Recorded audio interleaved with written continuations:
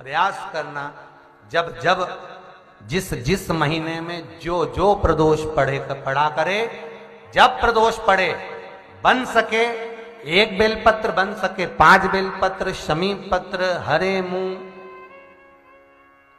हरा मूंग, बेलपत्र, एक कलश के अंदर थोड़ा सा पानी लेकर 1 बेलपत्र, हरा मूंग, शमी पत्र डालकर और उसमें थोड़ा सा गुड़ डालकर भगवान शिव का स्मरण कर कर प्रदोष काल में, मान लो कोई काम आपका बहुत जरूरी है, बहुत दिनों से आप थक गए हैं, नहीं हो रहा, कर्जा बढ़ रहा है, धन नहीं आ रहा, व्यापार नहीं चढ़ रहा, या कोई समस्या बहुत प्रबल है, कोई एग्जाम में बैठ रहे हो नहीं हो रहा, परीक्षा भी दे दी है, रिजल्ट आने ही वाला है, तो भी प्रदोष काल में, प्रदोष के समय वो जल, मूंग, समीपत्र और बेलपत्र और गुड़ का शंकर के शिवलिंग को समर्पित करना प्रारंभ कर दो। 2 या 3 प्रदोष करोगे, बाबा आपकी मनोकामना शीघ्र पूर्ण कर देगा।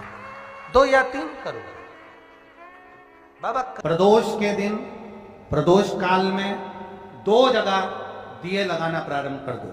पहला, बेलपत्री के वृक्ष के नीचे पहला दिया प्रदोष काल में, प्रदोष के दिन बेलपत्री के वृक्ष के नीचे, और दूसरा दिया अपने दरवाजे की चौखट के बाहर, मतलब अपन बाहर खड़े होंगे, अंदर की ओर दिया नहीं, बाहर की ओर। एक दिया बेलपत्र के नीचे देवादिदेव महादेव से प्रार्थना कर कर, हे शिव शंकर, हे गौरी शंकर, हे शिव, आज प्रदोष का दिन, प्रदोष काल में आप भ्रमण के लिए निकलोगे नंदीश्वर के साथ में, ऐसी कृपा करना, आपके लिए मैंने द्वार सजाया है भोलेनाथ, आपकी दृष्टि मेरी चौखट पर भी कर देना। कि हम अगर बीमारी के लिए कोई उपाय करें तो कौन सी प्रदोष पर करें, और लक्ष्मी के लिए कोई उपाय करें तो कौन सी प्रदोष पर करें, तो अच्छे से सुन लेना भाइयों। शुक्ल पक्ष में जो प्रदोष पड़ती है वो लक्ष्मी की वृद्धि के लिए होती है, कृष्ण पक्ष में जो प्रदोष पड़ती है वो रोग और बीमारी को मिटाने की होती है। तो जितने उपाय आपको प्रदोष के बताए जाते हैं उस हिसाब से आप करो कि शुक्ल पक्ष की प्रदोष है तो लक्ष्मी का कोई उपाय करना है तो हमें शुक्ल पक्ष की प्रदोष पे करना है। अगर हमें बीमारी से निपटने का कोई इलाज करना है या कोई उपाय करना है तो उसको कृष्ण पक्ष की प्रदोष पर करना है। अब शुक्ल पक्ष की प्रदोष, उसकी प्रदोष का दिन था, बैठा हुआ था,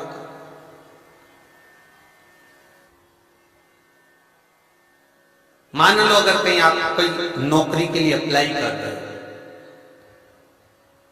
लॉकडाउन में सर्विस छूट गई, कई लोगों की छूट गई,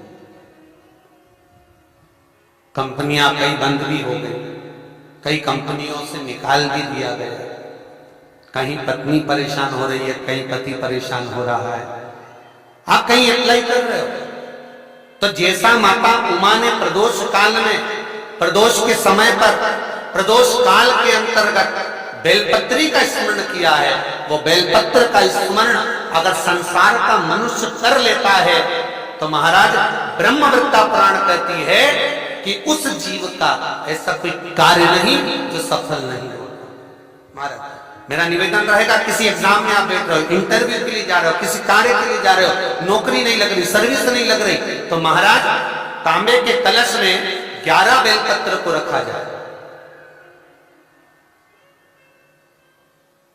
और तांबे के कलश में 11 बेलपत्र रखकर उसमें 11 सफेद पुष्प को डाला,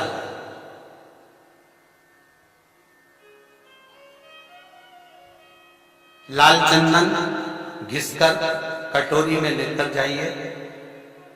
प्रदोष के दिन, शुक्ल पक्ष का जो प्रदोष पड़ जाए उसके दिन शंकर के शिवलिंग पर लाल चंदन लपेटने से पहले शंकर की जो जलाधार,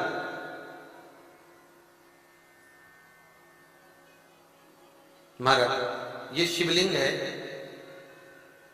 ये शिवलिंग है और ये पूरी गोल और ये चरण, ये जलाधार, ठीक है। आपको पहले भी कहा है शंकर जी की पूरी जलाधारी में शंकर जी का संपूर्ण परिवार है। राइट जो चरण है जहां से पानी नीचे गिरता है वो गणेश जी का स्थान है, लेफ्ट कार्तिकेय जी का स्थान है, बीच में जो एक मोटी सी लाइन है वो अशोक सुंदरी का स्थान है, जहां पर शिवलिंग रखा हुआ है। ये माता जगत जननी जगदम्बा का हस्त कमल है। शंकर भगवान को मां अपने हस्त कमल पर रखी हुई है। ऊपर से जो बूंद बूंद पानी जलाधारी से नीचे गिर रहा है, ये शंकर भगवान की 5 लड़कियां हैं, जया, विषहरा, सामरीबारी, दोतली और देव। ये ऊपर से बूंद बूंद जल क्रीड़ा शंकर जी के साथ में करती हैं। शंकर भगवान का संपूर्ण परिवार जलाधारी में विराजमान है। शिव महापुराण कहती है, माता उमा का चरित्र कहता है, कोई एग्जाम में बैठ रहे हो, कोई कंपटीशन एग्जाम में बैठ रहे हो और चाहते हो कि मेरी नौकरी इसमें लगना ही चाहिए, तो लाल चंदन का लेपन आपको इस पूरी जलाधारी पर करना है।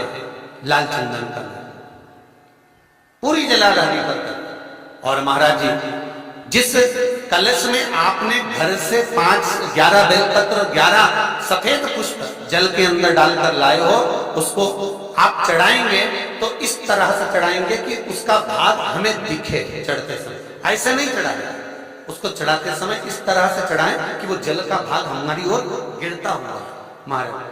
जब आप वो समर्पित कर दें, बेलपत्र पुष्प आदि सभी चीजें, उस चंदन का एक थोड़ा सा भाग पूरी जलाधारी पर हाथ फेर कर अपने दरवाजे पर आते आते उसका स्पर्श कर दें। जिस दरवाजे से आप एग्जाम देने के लिए जाओगे, जिस घर से आप जाओगे, अपने घर के किसी भी दरवाजे पर उसका हाथ लगा दें या कोई स्थान को छू लें। जिसको आप दरवाजे को खोलकर दरवाजे को स्पर्श कर या दीवार को छूकर या अलमारी को छूकर, जिसको भी छूकर आप जाओगे उसका स्पर्श कर लेना। फिर आपको कुछ नहीं करना है, उमा और महेश ही सब कुछ करेंगे जो उनको करना है। कोई आपका कोई एग्जाम आप देने के लिए बैठ रहे हैं, कोई विशेष परीक्षा है आपकी और आप चाहते हो कि मुझे इसमें पास होना चाहिए, आप चाहते हो कि इस परीक्षा में मैं पास हो जाऊं और बहुत जरूरी है मेरा पास होना, मैं बहुत बार दे चुका हूं, बहुत बार दे चुकी हूं, तो प्रयास करना।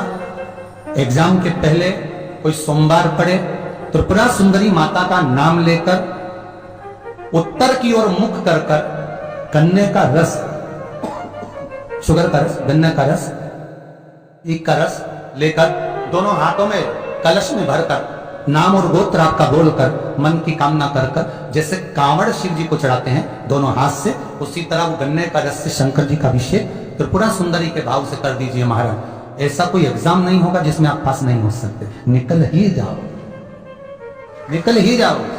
त्रिपुरा सुंदरी माता का स्मरण, मात्र स्मरण सुख का दे। श्री शिवाय नमस्तुभ्यम। गुरु जी के उपाय और जानने के लिए हमारे चैनल को सब्सक्राइब जरूर करें। धन्यवाद।